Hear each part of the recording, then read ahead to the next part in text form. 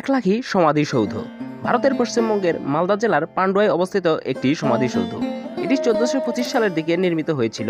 এটিতে 3টি সমাধি রয়েছে, সম্ভবত রাজা গণেশের পুত্র সুলতান জালালউদ্দিন মোহাম্মদ শাহ, তার স্ত্রী এবং পুত্র শামসউদ্দিন আহমদ শাহের, কিন্তু শনাক্তকরণ নিয়ে রয়েছে বিতর্ক। কাঠামোটি একটি ঢালু ছাদসহ একটি গ্রামের কুঁড়েঘরের চিত্রিত করা এবং বাংলার সালতানাতের সময় নির্মিত অন্যান্য বিভিন্ন ভবনের নমুনা হিসেবে কাজ করে।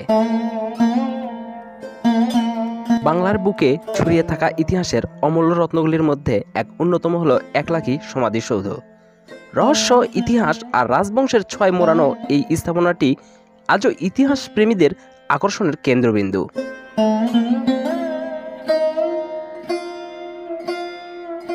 নির্জন এলাকায় দাঁড়িয়ে থাকা এই সমাধিসৌধটি অবস্থিত দিনাজপুর জেলার গৌরনগরের পানে। এটি গৌড়ের মুসলিম শাসনামলের এক নিদর্শন। একলাখী নামটি এসেছে এই সমাধি নির্মাণের ব্যয় হওয়া 1 লক্ষ টাকার কাহিনী থেকে। এটি মূলত ভারতের মালদা জেলার ইতিহাস। মালদা জেলা ইতিহাস ঐতিহ্যে ভরপুর, নানান রকম মুসলিম স্থাপনা রয়েছে, আপনারা অনেকেই জানেন। এরকম মুসলিম স্থাপনার ভিডিও আগেও আপনাদের সামনে তুলে ধরেছি, আজকেও তুলে ধরতে চেষ্টা করছি। ভিডিওর শেষ পর্যন্ত অবশ্যই আমাদের সঙ্গে থাকবেন।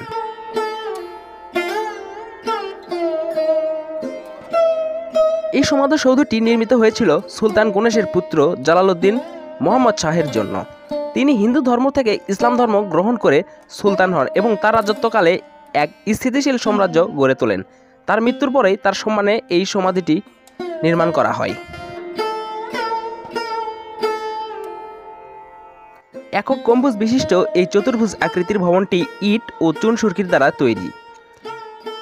এর দেয়ালে সুন্দর ও অলঙ্করণ ও পোড়ামাটির কাজ লক্ষ্য করা যায়। অনেকের মতে এটি বাংলার প্রথম মুসলিম সমাধিসৌধ, যা এতটা বিশদভাবে অলঙ্কৃত।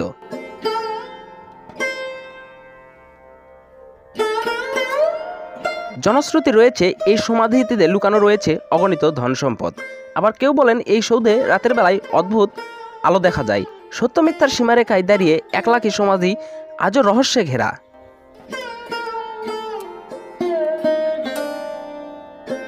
একলাখী সমাধি শুধু একটি স্থাপনা নয়, এটি বাংলার ইতিহাসের এক মূর্ত প্রতীক।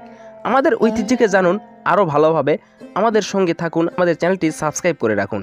এই ভিডিওতে অবশ্যই একটি লাইক করবেন এবং কমেন্ট করে অবশ্যই জানিয়ে দেবেন আপনার মূল্যবান মতামত। ইতিহাস ও ঐতিহ্যের অন্যতম নিদর্শন এই একলাখী সমাধিসৌধ। এই ভিডিওতে আপনাদের জানাতে চেষ্টা করছি এই একলাখী সমাধিসৌধের ইতিহাস ও রহস্য। নানান রকম রহস্যে ঘেরা এই একলাখী সমাধি। নানান রকম গুঞ্জনও শোনা যায় এখান থেকে। অনেকে বলে ভূতের গুঞ্জন, অনেকে বলে ধন সম্পদের গুঞ্জন। সমাধিটি বাংলার একটি একক গম্বুজ সহ প্রাচীনতম টিকে থাকা বর্গাকার আকৃতির ভবন। ইটের কাঠামো 4 মিটার পুরো দেয়াল এবং একটি অষ্টভুজ আকৃতির অভ্যন্তরে, যা একসাথে প্রয়োজনীয় স্কাইঞ্চের আকারকে ছোট করে। সমাধিটিতে একটি মসৃণভাবে বাঁকা কার্নিশ, দেয়ালে পোড়ামাটির অলঙ্করণ এবং কোণে নিযুক্ত টাওয়ার রয়েছে।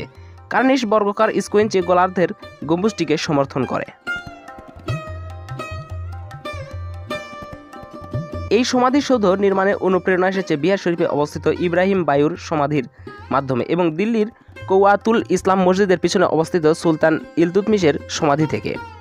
সমাধিটি 75 ফুট চওড়া এবং 25 ফুট উচ্চতায়। গম্বুজের ব্যাস 46 ফুট।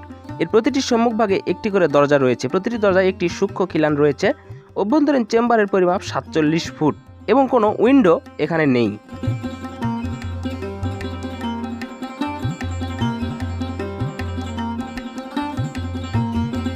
ঐতিহাসিক পারভিন হাসান লিখেছেন যে স্থাপনাটি প্রাক ইসলামী বাংলার ইটের মন্দির থেকে অনুপ্রাণিত হতে পারে। জালালউদ্দিন যেহেতু বাংলার প্রথম স্থানীয় মুসলিম রাজা, তাই তিনি তার শেকড়কে তুলে ধরে সাধারণ বাঙালি শৈলীতে সমাধিটি নির্মাণ করেছিলেন। সমাধিসৌধের কাঠামোটি একটি ঢালু ছাদ তৈরির ছাদসহ একটি কুঁড়েঘরের প্রতিনিধিত্ব করে। এটি স্বতন্ত্র বাংলা স্থাপত্যের প্রাচীনতম উদাহরণ, যা বাংলা সালতানাতের সময়কাল এবং পরবর্তীকালে জনপ্রিয় হয়েছিল। আজকে এই ছিল একলাখী সমাধিসৌধ নিয়ে আমাদের সংক্ষিপ্ত প্রতিবেদন। আশা করি ভিডিওটি অবশ্যই আপনাদের ভালো লেগেছে। ভিডিওটি ভালো লেগে থাকলে অবশ্যই একটি কমেন্ট করবেন এবং লাইক তো অবশ্যই করবেন, আর আমাদের চ্যানেলটি সাবস্ক্রাইব করে আমাদের সঙ্গেই থাকবেন। যদি কোনো ভুল ত্রুটি হয় অবশ্যই ক্ষমা সুন্দর দৃষ্টিতে দেখবেন। পরবর্তী ভিডিও দেখার আমন্ত্রণ জানিয়ে আজকে এখানেই বিদায় নিচ্ছি। ধন্যবাদ আপনাদের সকলকেই।